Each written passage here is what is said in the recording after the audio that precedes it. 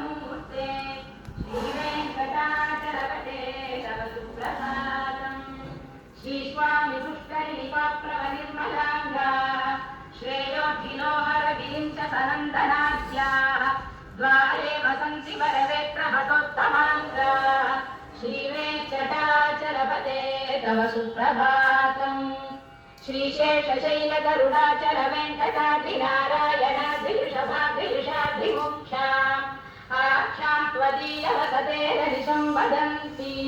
श्रीवेङ्कटाचलपते तव सुप्रभातम् सेवापरा शिव सुरेश कृशानुधर्मरक्षोऽम्बुनाथ भवमानधनाधिनाः बद्धाञ्जलिप्रविलसन्ति च शीर्षदेशाः श्रीवेङ्कटाचलपते तव सुप्रभातम् साडीषुदेविकगराज मृगाधिराज नागाधिराज गजराज हयाधिराजाः स्वस्वाधिकारमहिमाधिकमर्थयन्ते श्रीवेङ्कटाचलपते तव सुप्रभातम् सूर्येन्दुभौमबुधवास्पतिकाय सौलिस्वर्भानुकेतुलिविशत्परिषत्प्रधानाः त्वत्रा सदा सजरमावजिदातरासाः श्रीवेङ्कटाचलपते तव सुप्रभातम् त्वत्पादधूलिभरितत्पुलितोत्तमाङ्गाः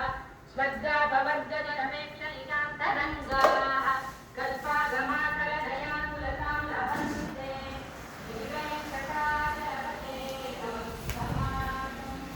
स्वर्गो पुरातनिकराणि विरीक्षमाणाः स्वर्गापवर्गजलतीं भक्त्यामनुष्यभुवने महिमाश्रयन्ते श्रीवेङ्कटाचलपते तव सुप्रभातम् श्रीभूविनायकदयानिपुरामृतास्ते देवास्तेवजगदेकशरण्यमूर्ते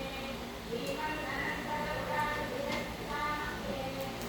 श्रीवेङ्कटाचलपते तव सुप्रभातम्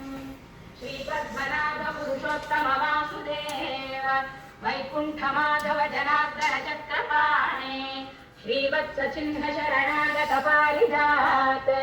श्रीवेङ्कटाचलपते तव सुप्रभातम् कन्दर्पदस्पहर सुन्दर दिव्यमूर्ते कान्ताकुजाम्बुरुहकुट्म